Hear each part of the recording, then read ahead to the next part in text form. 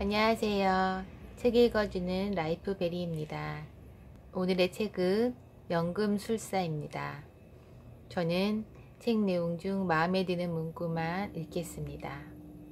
자, 시작하겠습니다. 우리들 각자는 젊음의 초입에서 자신의 자아의 신화가 무엇인지 알게 되지. 그 시절에는 모든 것이 분명하고 모든 것이 가능해 보여. 그래서 젊은이들은 그 모두를 꿈꾸고 소망하기를 주저와하지 않는다네. 하지만 시간이 지남에 따라 알 수 없는 어떤 힘이 그 신화의 실현이 불가능함을 깨닫게 해주지.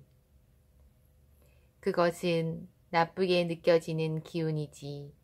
하지만 사실은 바로 그 기운이 자아의 신화를 실현할 수 있도록 도와준다네. 자네의 정신과 의지를 단련시켜 주지. 이 세상에는 위대한 진실이 하나 있어. 무언가를 온 마음을 다해 원한다면 반드시 그렇게 된다는 거야. 그 무언가를 바라는 마음은 곧 우주의 마음으로부터 비롯된 때문이지. 그리고 그것을 실현하는 게 이 땅에서 자네가 맡은 임무라네. 어떤 보석 채굴꾼에게 돌의 형상으로 나타났다고 했다. 그 채굴꾼은 에메랄드를 캐기 위해 자신의 모든 것을 버린 사람이었다. 에메랄드 하나를 캐기 위해 5년 동안 강가에서 99만 9,999개의 돌을 깨뜨렸다. 마침내 그는 포기하기로 마음먹었다. 그런데 그 순간 그가 에메랄드를 캐기 위해 단지 돌 하나만 더 깨뜨리면 되는 그런 순간이기도 했다. 그는 자아의 신화, 그 중대한 기로에 서 있었다. 노인은 그의 삶에 개입하기로 했다. 노인은 한 개의 돌멩이로 변해서 채굴꾼의 발 앞으로 굴러갔다. 5년 동안 보람없는 노동에 한껏 화가 나 있던 채굴꾼은 그 돌을 집어 멀리 던져버렸다. 그가 던진 돌은 날아가 다른 돌과 세게 부딪혔다. 그러고는 세상에서 가장 아름다운 에메랄드를 내보이며 깨어졌다. 사람들은 삶의 이유를 무척 빨리 배우는 것 같아. 아마도 그래서 그토록 빨리 포기하는지도 몰라. 그래, 그런 게 바로 세상이지. 노인이 씁쓸한 눈빛으로 말했다. 참 놀라운 일이었어요. 제 친구가 그 자리에서 제 양들을 모두 샀거든요. 자기는 줄곧 양치기를 꿈꿔왔다면서 이번 일이 자기에게 좋은 기회라는 거예요. 그는 노인에게 말했다. 항상 그런 거라네. 그것을 은혜의 섭리라고 부르지. 만약 자네가 처음으로 카드놀이를 하게 됐다고 치세. 자넨 틀림없이 따게 돼. 바로 초심자의 행운이라는 거지. 행복의 비밀은 이 세상 모든 아름다움을 보는 것, 그리고 동시에 숟가락 속에 담긴 기름 2방울을 잃지 않는 데 있도다. 어떤 일이 실제로 일어나는 대로 세상을 보는 게 아니라 그렇게 되었으면 하고 바라는 대로 세상을 보는 거지. 나는 변화를 별로 좋아하지 않아. 자네나 나나 핫산 같은 부유한 상인은 아니니 말이야. 핫산이라면 무리한 지출을 한다 해도 별로 큰 해가 될 것 없지. 하지만 우리 같은 사람들은 한번 실수를 하면 매일 그 실수에 눌려 살아야 한단 말이야. 제 양들을 더 빨리 되찾기 위해서입니다.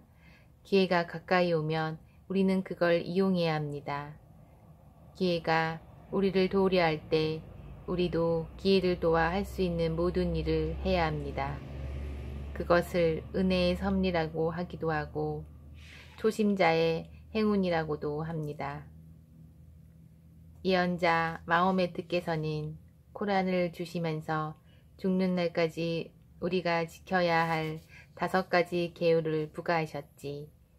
그중 가장 중요한 건 신은 오직 한 분이라는 것, 나머지 계율은 하루에 5번 기도하라는 것, 라마단 기간엔 금식하라는 것, 가난한 이들에게 자비를 베풀라는 것.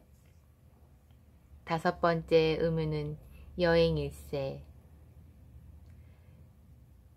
우리 인간들이 두려워하는 것은 목숨이나 농사일처럼 우리가 현재 갖고 있는 것들을 잃는 일이요.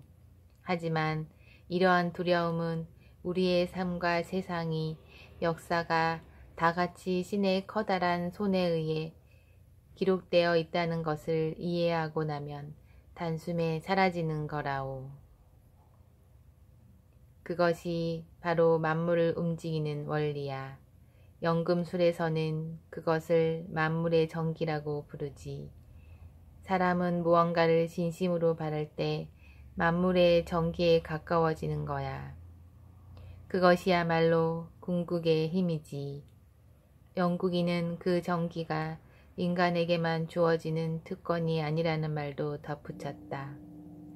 지구상에 존재하는 모든 것은 광물이든 식물이든 동물이든 아니면 그저 단순한 생각이든 모든 정기를 지니고 있다고 했다.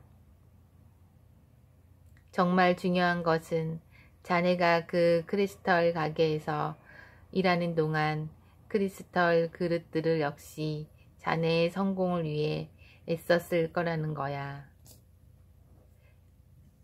비밀은 바로 현재에 있네. 현재에 주의를 기울이면 현재에 더욱 나아지게 할 수 있지.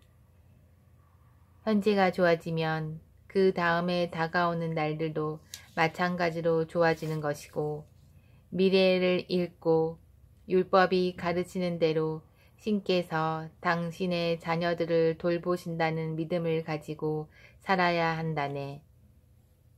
하루하루의 순간 속에 영겁의 세월이 깃들어 있다네. 배움에는 행동을 통해 배우는 단 한 가지 방법이 있을 뿐이지.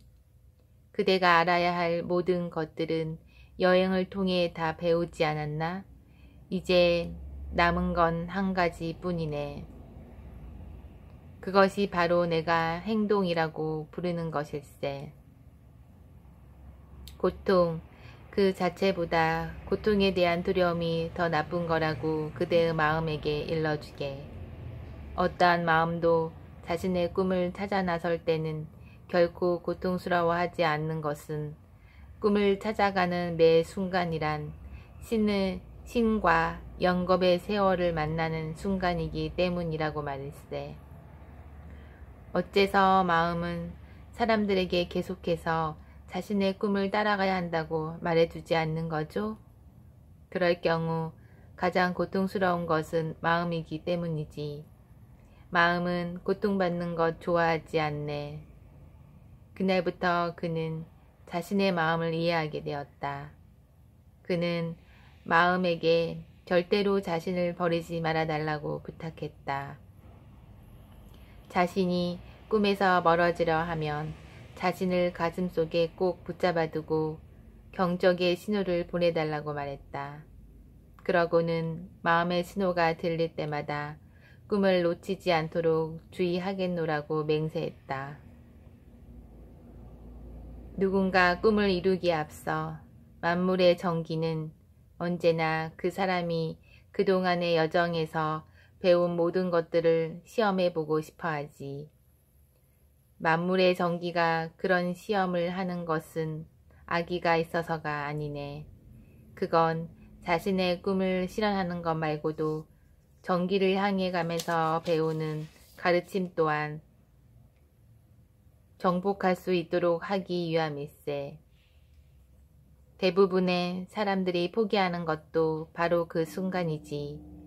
사막의 언어로 말하면 사람들은 오아시스의 야자나무들이 지평선을 보일 때 목말라 죽는다. 거지. 무언가를 찾아 나서는 도전은 언제나 초심자의 행운으로 시작되고 반드시 가혹한 시험으로 끝을 맺는 것이네. 그대에게 아주 간단한 세상의 법칙을 보여주기 위해서였네. 눈앞에 아주 엄청난 보물이 놓여 있어도 사람들은 절대로 그것을 알아보지 못하네. 왜인 줄 아는가? 사람들이 보물의 존재를 믿지 않기 때문이지.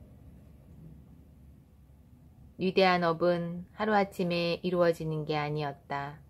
그것은 하루하루 자아의 신화를 살아내는 세상 모든 사람 앞에 조용히 열려 있었다. 자아의 신화를 이루어내는 것이야말로 이 세상 모든 사람들에게 부과된 유일한 의무지. 자네가 무언가를 간절히 원할 때 온 우주는 자네의 소망이 실현되도록 도와준다네. 자, 지금까지 제가 마음에 드는 문구들 읽었습니다. 연금술사가 왜 유명한지 읽고 나니 알게 되었어요. 어떻게 살아야 하는지 항상 저에겐 되물었거든요. 이 책을 읽고 나자 영혼이 맑아지는 느낌과 어떻게 살아가야 하는지 나침반이 되어준 책입니다.